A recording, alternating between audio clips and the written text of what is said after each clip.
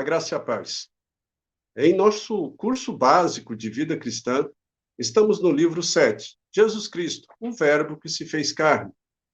Capítulo 2, Cristo no Antigo Testamento. Tópico 1, Cristo revelado na tipologia. Tratamos os seguintes assuntos. Quais os fatos do nascimento de Cristo com os respectivos profetas que os vaticinaram? E quais os diversos aspectos da vida e ministério de Jesus Cristo, prefigurados no Antigo Testamento. Ok? Então, hoje, no tópico 2, as profecias da morte e ressurreição de Cristo.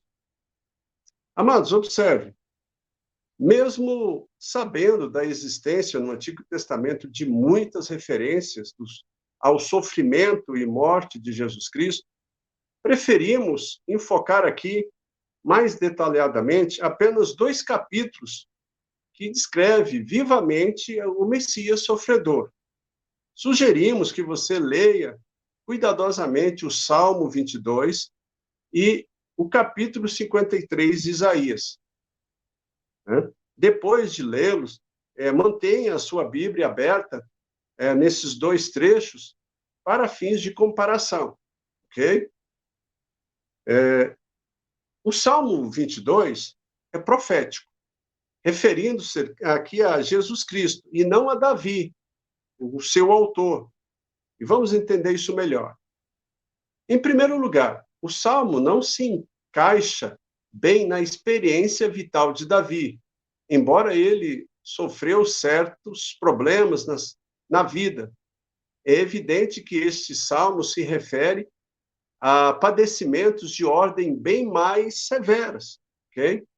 Em segundo lugar, as primeiras palavras do Salmo, Deus meu, por que me desamparaste?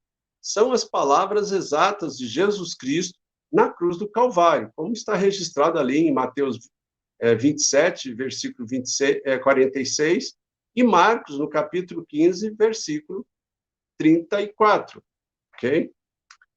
Então, o Salmo 22, no versículo 6, se refere ao opróbrio padecido por Cristo.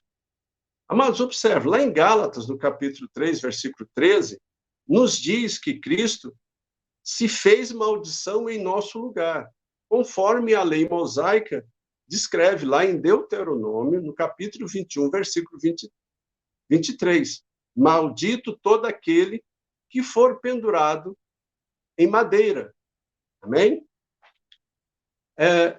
O versículo 7 vaticina a zombaria sofrida por Cristo, como se constata em todos os 4 evangelhos, por ocasião da sua crucificação.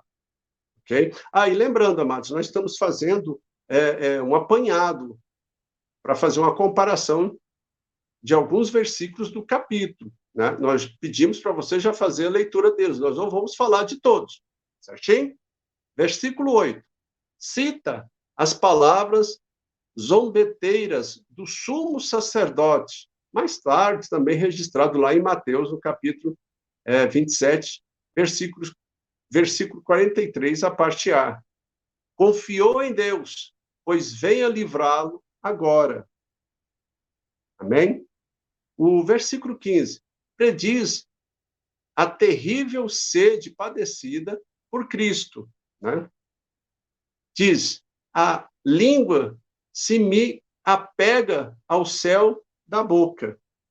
Mas observe, os evangelhos relatam que lhe foi dado vinagre a beber por causa da sede sofrida na hora da sua crucificação. Todos os evangelhos falam, ok? Versículo 16. Fala de como as mãos e os pés de Cristo seriam traspassados, fato este que se cumpriu no Calvário, ok? No versículo 18, vaticina a repartição das vestes de Jesus pelos soldados na hora da sua morte. Versículo 18 diz, repartem entre si as minhas vestes, e sobre a minha túnica deitam sorte. Amém? Agora nós vamos falar um pouco sobre Isaías 53. Nos oferece ali fascinante descrição do Messias sofredor, amados, sombreando ali o sacrifício de Cristo em substituição aos pecadores, ok? Então vamos lá. No versículo 4 e 5, diz: certamente ele tomou sobre si as nossas enfermidades e as nossas dores levou sobre si. E nós o reputávamos por aflito e ferido de Deus e oprimido. Mas ele foi traspassado pelas nossas transgressões e moído pelas nossas iniquidades. O castigo que nos traz a paz estava sobre ele, e pelas suas pisaduras fomos sarados. Amém? O versículo 9 vaticina o sepultamento de Jesus no sepulcro do rico José de Arimateia. Mateus 27, do versículo 57 ao 60. O versículo 10 explica o motivo teológico da morte de Cristo. Vamos lá, vamos observar. Todavia, ao Senhor agradou moê-lo, fazendo enfermar, quando der ele a sua alma como oferta pelo pecado. Verá a sua posteridade e prolongará os seus dias, e a vontade do Senhor prosperará nas suas mãos. Amém? Amados, observe. As mais notáveis profecias do Antigo Testamento, com referência à ressurreição de Cristo, no meu ponto de vista, se encontra no Salmo 16, no versículo 10, que diz assim: não deixará a minha alma na morte, nem permitirá que o teu santo veja corrupção. Observe, tanto Pedro como Paulo se referem a este versículo como sendo uma profecia da ressurreição de Jesus dentre os mortos. Né? Então, há alguns detalhes da doutrina da segunda vinda ou advento de Cristo registrado no Antigo Testamento. Uma das primeiras profecias desse tipo foi dada ali pelo patriarca Jacó, referindo-se a Cristo como Siló. Então, Jacó vaticina a ira após ele. Gênesis, no capítulo 49, versículo 10 e 11. O cetro não se arredará de Judá, nem o bastão de entre os seus pés, até que venha Siló. E a ele obedecerão os povos. Ele amarrará o seu jumentinho à vide, e o filho da sua jumenta à videira mais excelente. Lavará as suas vestes no vinho, e a sua capa em sangue de uvas. Amém? Amados, observe. Então, aí nós vimos Jacó vaticinando. Mas nós também tivemos Balaão, que também profetizou o segundo advento de Cristo, proclamado lá em Números 24, 17, a parte B. Uma estrela procederá de Jacó. De Israel subirá um cetro que ferirá as têmporas de Moabe e destruirá todos os filhos de Sete. Amém? Então, observe, amados, eu poderia citar outros exemplos. Por exemplo, Jó fala ainda da futura volta de Cristo à Terra. Lá em Jó 19, no versículo 25, diz: eu sei que o meu Redentor vive, e por fim se levantará sobre a terra. Isso fala dele julgando a terra, como vemos, né, em Mateus, capítulo 25, e em Apocalipse, no capítulo 19. O salmista Davi dedica o Salmo 72 ao glorioso reinado terrestre do Messias no futuro. Muitas das suas profecias são confirmadas também pelos profetas Isaías e Zacarias. Né? Jeremias fala do futuro reinado do Messias, lá no capítulo 23, do versículo 3 ao 8. Então, suas palavras enfocam especificamente a volta à sua terra, dos israelitas, espalhados pelo mundo inteiro, amados, né? Durante o reinado do Messias, a quem chama o Senhor nossa justiça. Tá? E, para nós encerrarmos, eis que vem dias, né?